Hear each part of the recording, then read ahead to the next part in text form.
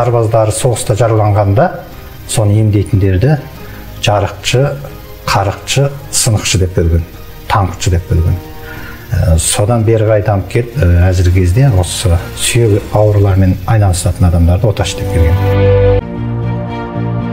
Қытай тарихшысы Сматсян сақтардың арасында соғыста жараланғандарды емдейтін жарықшы, қарықшы, таңғышы деген адамдар болғаны жайлы баяндайды. Десе де, атадан балаға мирас болып жеткен өнер тарихы сақ дәуірінен басталса керек. Бұл дәстүр жоғарыда айтылғандай оташылық немесе сынықшылық делінген. Ол өнер екінің біріне берілмесе керек. Өтеу бойдақ Тілеуқабылұлының шипагерлік баяны кітабында оташы жарғышы деп жазылады. Жыраңыздарға сенсек, еңірі шайқастар кезінде қазақ жасақтары арасында жарғышылар майдан шебіне бірге аттанған. Олар қазақтың дәстүрлі медицинасындағы операция жасайтын хирургтер болған. Денесіндегі бүкіл мүшесін медицинада 12-ге бөледі. Ал шипагерлік баянда 24-ге бөледі. Ішкі мүше және сыртқы, ішкі 12 мүше және сыртқы 12 мүше деп. Одан шипагерлік баянда, мәселен, 6 негіз бойынша әзіргі дүние жүзі ғалымдары бұған ауыз ашып отыр. 10 түрлі ілімді үйреніп, адам анатомиясын рентген құрылысынан артық білген ғұлама, ботаның жіліншік сүйегін адамға салған деген дерек бар. Қытайда Алтай өңірінде Тескенбай деген атақты кісі болған, соғыс туылған кезде құйрығы бітеу туылған. Соны дәрет жолын, соны менің ұлатам, әпірсесі башқан. Жаңағы Бер ақын деген кісі аяғына ботаның сүйегін жалғаған. Оғысын ұрпақтар күні бүгінде Қытайда бар. Енді меніңше енді бұл ғылымға салғанда біраз кішкене күмән тудырады. Басқа жылқының сүйегі, мәселен, сиырдың сүйегі адамға мүмкін келмейтін шығар. Енді түйенің сүйегі мүмкін кейбір химиялық құрамы жағынан алған кезде адам сүйегіне сәйкес келу мүмкіндігі бар. Бұл әлі де зерттеу керек бұны. 20 ғасырдың ортасынан бастап осы медицинада жануарлардың сүйектерін травматология ортопедияда сүйек жетіспеушіліктің салдарынан қолданып бастады. Операция үстінде мысалы дефекті дейді, сүйек жетіспеушілік операциялар болады. Сынған жерде сол сынықтардың орнын жалғау үшін малдың сүйегін қолдана бастады. Ол ксенотрансплантат деп айтады оны. Стоматологияда да қолданады оны. Сүйектің жетіспеушілігіне толтыру үшін сүйекпен. Ол деген бір 70-80% ол адам сүйегімен жалғасып кетеді. Қазақтың бұрынғы сынықшылары осыған ұқсас операцияларды 20 ғасырға дейін білгенін тарихтан көреміз. Жалпы адам анатомиясының түзілісі мына жан жануарлардың, малдың, әсіресе төртлік малдың үлкен көлем жағынан анатомиялық құрылымы ұқсап қалады. Сондықтан осы әу баста осы төртлік малдың сынған шыққан жағдайларын емдеуден басталды ма екен деп ойлаймын.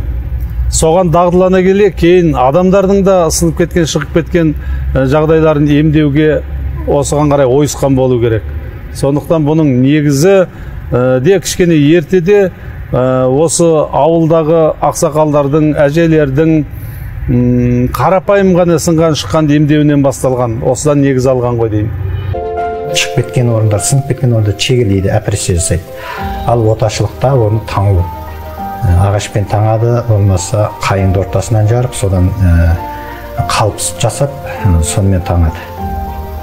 Сондай, енді медицинадағы оқсастық жағы, енді емдеу мәселен қалпына келу, берілетін дәрі-дәрмектері осы жағынан оқсап кетеді.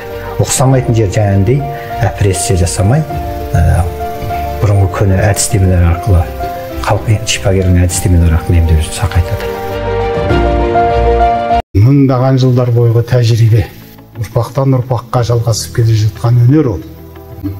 Оны үйренуге болады, үйреткен алдымен өзінің балаларына үйреткен оташылар. Егер балаларында бір сондай құлық болмаса, бір сондай бір ұмтылу болмаса, ықылас болмаса, онда ол өзінің жақсы көретін шәкірттеріне соған пейіл адамға үйреткен. Көрдіңіз бе? Міндетті түрде ол балаларынан ұрпақтан ұрпаққа жалғасады деген ол қате. Және ол қонады дейді. Қонады дегенде оның да бір негізі бар. Өйткені оны да біз жоққа шығаруға келмейтін нәрсе. Ол киелі өнер. Оған өте бір тазалықпен, ішкі тазалықпенен, жақсы ниетпен келу керек адам. Көрдіңіз бе? Сонда ғана бұл ауырған адамға, пациентке бұның пайдасы болады.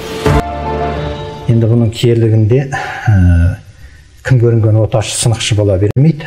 Оған белгілі қабілеті бар, ебі бар, сондай бейім бар адамдардан шығады.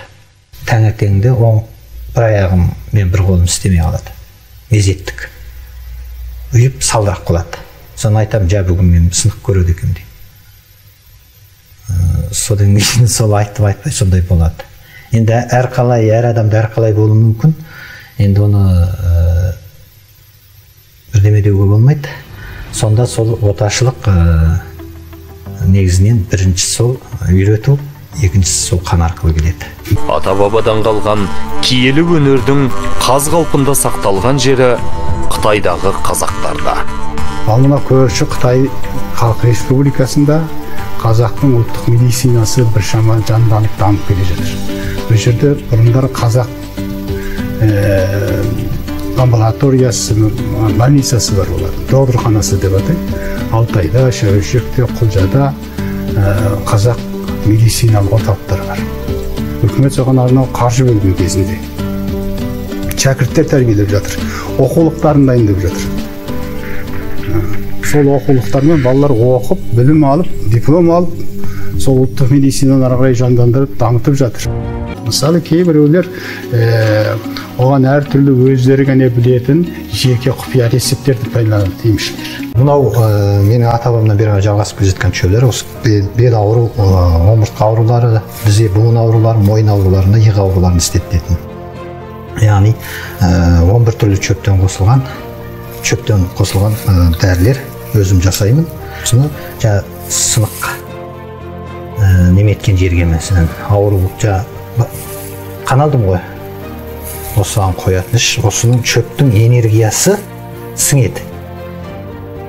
Осы шөптің энергиясы сіңу арқылы ауру демдейді. Бұның ролы, негізгі ролы бұл шөптің. Қан айланысы жақсартып, қабынған орынды қайтару, инфекция қайтару, жаншылған ет сіңірді қалпына келуіне көмектесетін дәрі.